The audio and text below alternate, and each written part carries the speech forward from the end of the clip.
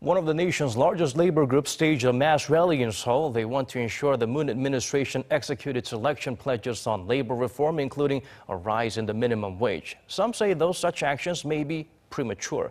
Myung-kil takes a closer look.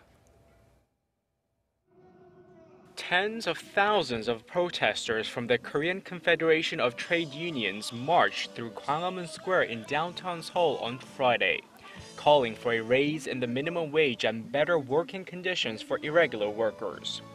Both public and private sector irregular workers participated in the rally. Their occupations ranged from school staff to caregivers and cleaners, but their demands were the same.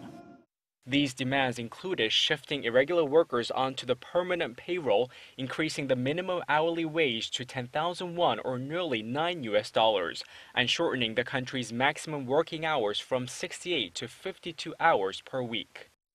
Korea has one of the highest rates of temporary employment in the OECD, with 1 in 3 workers employed on temporary or part-time contracts, and receiving much lower incomes than regular workers.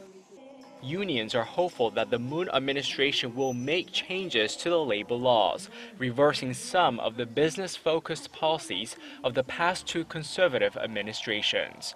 However, there is also criticism that labor unions' strike is ill-timed and premature, as talks to set next year's minimum wage are already underway, and given that the government is working to deliver on its promises. The government has signaled its willingness to closely communicate with the labor circles, but the reform path may not be easy as the government faces resistance from business lobby groups worried about higher labor costs. The all-out strike will continue until July 8th. Myung-kil, Arirang News.